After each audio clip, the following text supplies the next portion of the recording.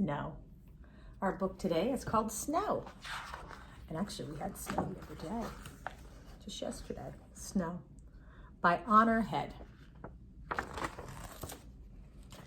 This is interesting because this is a book that is filled with different information and facts about snow, and it has what they call a table of contents. So what is snow is on page 4. When does it snow? Page 6. Where does snow come from? Page 8.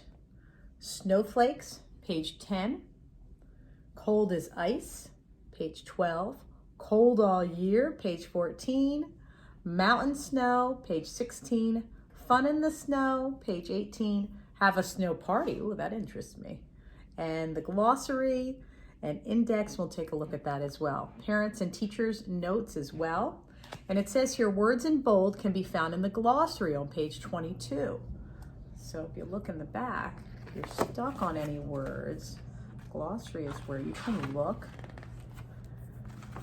to find out information. Like if you didn't know what a blizzard was or frost. So we'll do that if we need to. We'll look back there. All right. We already went through the table of contents. Now let's get reading. Oh, I love this book. What is snow? Snow falls from the clouds. It snows when the weather is cold. Snow is white and wet and cold. And if you go outside when it snows, you need to wear warm winter clothes. We've talked about that too. Making snowballs is fun, but you need to wear gloves or mittens to keep your hands from getting too cold. Look at that. Oh gosh, I love playing in snow. If the snowfall is light, the snow melts when it lands on the ground or when the sun shines. If a lot of snow falls, it settles and makes everything look white. When it is cold and snowy, you can see your breath in the air. That's happened before. But this up here where they were talking about it melting, perfect example. Just yesterday, we woke up, many of us, to snow, and it was just a little bit.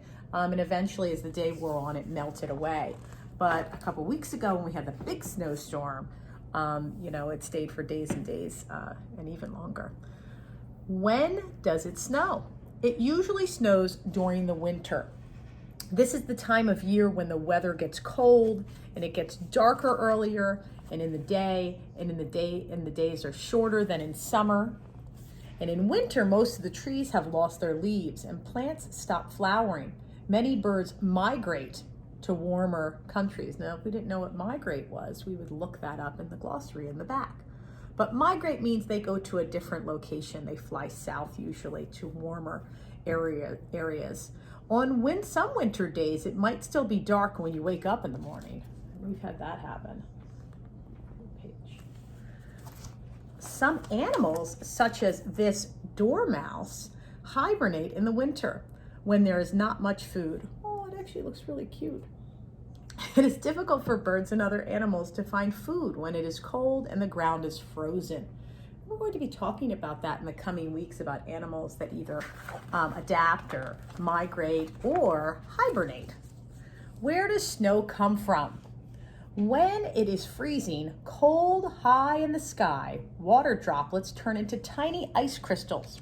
These fall to the earth as snowflakes. Water vapor rises from the lakes and the ponds and the seas and puddles and turns into ice crystals. And then those ice crystals form in the clouds, and then the ice crystals fall back to the earth as snowflakes. There's a science behind that magic. Sometimes when it is very windy and freezing cold, we get a blizzard. Look at that, you see? When it is very cold, a lot of snow will fall and cover everything in a white blanket. This is what I like. I like when you wake up and you have that white blanket outside. Everything's covered with white and it looks so beautiful. Snowflakes. Snowflakes. Snow is made up of snowflakes. All snowflakes have 6 sides and 6 points, but each snowflake has a different pattern from the others. Sometimes in cold weather, we get sleet. Sleet is a mixture of snow and rain.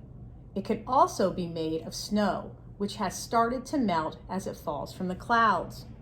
During a cold night, everything gets covered in the white layer that looks like snow. This is frost. and it sparkles in the morning sunlight. I know we talked about that before. You wake up and it's frosty outside. Look at these, they're beautiful. Every single snowflake looks different. So kind of like us, that we're unique and different, snowflakes are like that too. Cold as ice. When the temperature drops and it is very cold, water can freeze and turn into ice. Now, ice is dangerous. During winter, the surface of lakes, ponds, and puddles is often covered with a layer of ice. When snow settles, it can also turn into ice. This makes it very slippery, and you have to be careful when you walk on it. So like I said in the beginning of this, the ice is much more dangerous than snow, because sometimes they'll even have black ice and you won't be able to tell that it's going to be slippery for you, but it is. So you have to be very careful. When lakes and ponds freeze over, water birds cannot get food from the water until the ice melts. So that's their food source. And if it's frozen, they can't get in there. During very cold weather, dripping water freezes before it falls to the ground. This forms icicles, which can be very beautiful. They can be. In our house, because of the way our roof is shaped, we get very large icicles that hang down. And Mr. Brown actually has to go down when I go out as well. And we kind of hit them down because as they melt, if someone's walking right on our sidewalk around our house, that they could get hurt. So we have to be very careful with that. Cold all year. In some parts of the world, it is very cold all the time. These places are called the Arctic and the Antarctic. They are covered in snow and ice for most of the year. Foxes and hares live in the Arctic. In the Arctic winter, their coats change from brown to white. Think about that for a moment. Why would they turn from brown to white? This makes it hard for their enemies to see them against the snow. So we've talked about that with other animals, that they can camouflage to protect themselves. It's nature's way to help them. And that's the same thing there. That's why those animals are changing color. Penguins live in the Antarctic.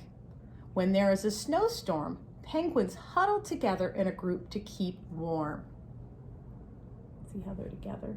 Teamwork, right? It's like the big circle. Polar bears live in the Arctic. Their thick, furry coats help to keep them warm. So remember, you won't be seeing penguins and polar bears together because they live on opposite ends of the globe. One on the top, one on the bottom. Mountain snow. Some places have mountains so high that they are covered with snow all the time, even in the summer. During the winter, many people visit these mountains for ski trips. People also enjoy mountain climbing. People like to go snowboarding when there is a deep snow. This is like surfing in the snow. I've never done that. My son has done that before, and I used to ski when I was younger, and I want to get back to doing that. Skiing is a lot of fun. Skiing in the mountains is lots of fun. Children start it on an easy ski slope called a bunny slope. High up in the mountains where the snow is very deep, avalanches can happen. This is when snow starts sliding down the mountains in huge lumps. It gets faster and faster. This can be very dangerous if you're caught in its path.